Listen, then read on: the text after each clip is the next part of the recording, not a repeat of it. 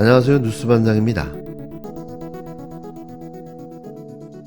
정신나간 내란숙의 윤석열이 탄핵 소추된 자신의 상황조차 인식하지 못하고 또 나대기 시작했는데요.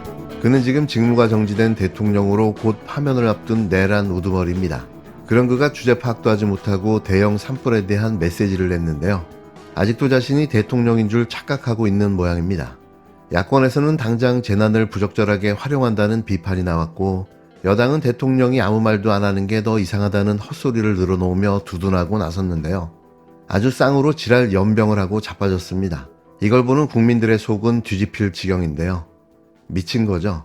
산불로 큰 피해가 발생해 생명을 잃은 진화대원과 공무원 4분의 명복을 빕니다. 내란숙의 윤석열이 23일 오전 SNS에 내놓은 입장문인데요.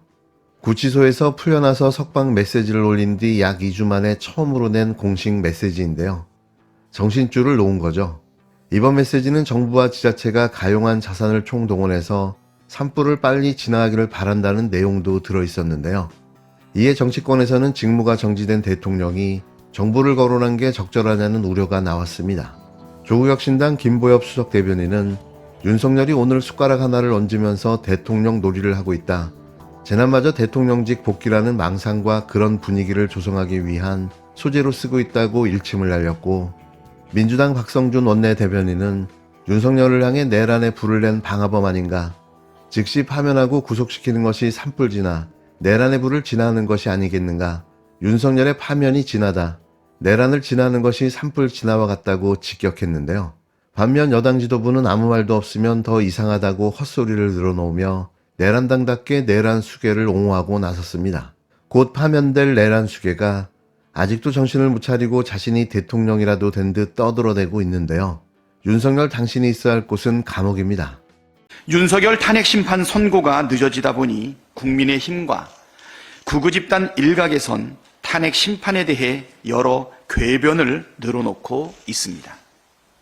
그러나 어떠한 주장도 호수에 비친 달그림자를 건지겠다는 망상과 같습니다.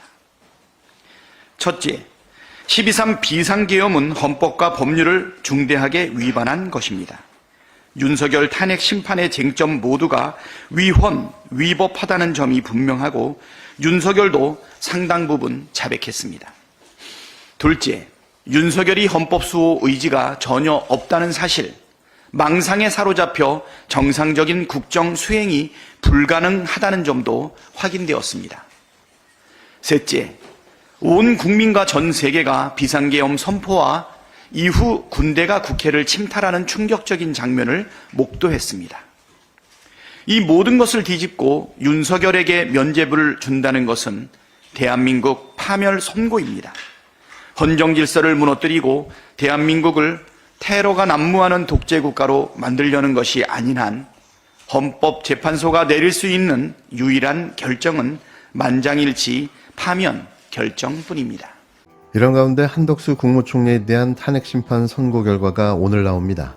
윤석열 심판과 연결되는 쟁점이 있는 만큼 결과에 따라서는 윤석열 사건의 결과를 짐작할 수 있는 예고편이 될 거란 분석도 나오는데요. 한덕수 국무총리 탄핵소추 사유 중 우선 주목되는 건 헌법재판관 임명 보류 부분입니다.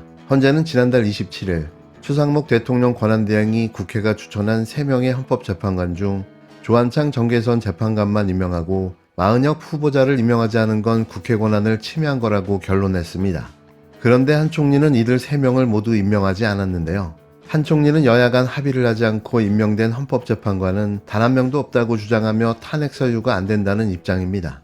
다만 파면된 만큼 중요한 법 위반으로 볼지가 파면 여부를 가를 전망인데요. 한 총리는 또 상설특검 후보자 추천 지연에 대해서도 특정 성향 야당만으로 특검을 구성할 수 있도록 한 건 위헌 논란이 크다고 주장했습니다.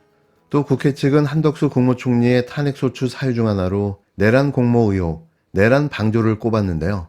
한 총리가 비상계엄의 위법성을 알면서도 국무회의를 소집해 윤석열을 도왔거나 적어도 묵인했다는 겁니다. 헌재가 이 쟁점을 언급하면서 비상계엄 자체의 위헌 위법성에 대해 어떤 판단을 보일지가 최대의 관심인데요. 사실상 윤석열 탄핵 선고에 대한 가늠자가 될 수 있기 때문입니다. 이는 12.3 계엄 후 수차례 진행된 국방위 현안 질의와 청문회, 그리고 내란 혐의의 규명을 위한 특별조사위원회에서 사실로 확인됐는데요. 헌재가 한 총리의 방조 여부를 판단하려면 비상계엄 선포가 적법했는지부터 따져봐야 합니다. 윤석열 탄핵 심판과 같은 쟁점을 심리하게 되는 거죠. 윤석열의 김건희 특검법 거부권 행사에 대한 헌재의 판단도 관심인데요. 국회 측은 한 총리가 윤석열의 거부권 행사를 조장했다고 주장했지만 한 총리 측은 법안이 위헌이었다고 반박합니다.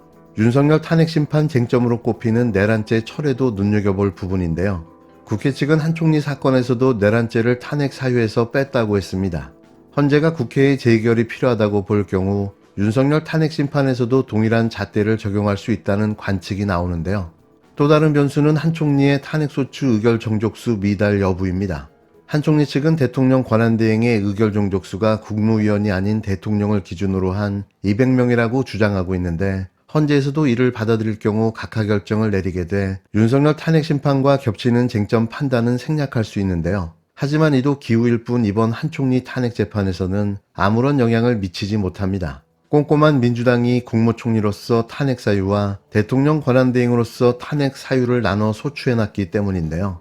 한 총리는 반드시 오늘 탄핵되어야 합니다. 탄핵이 안 된다면 그게 이상한 거죠.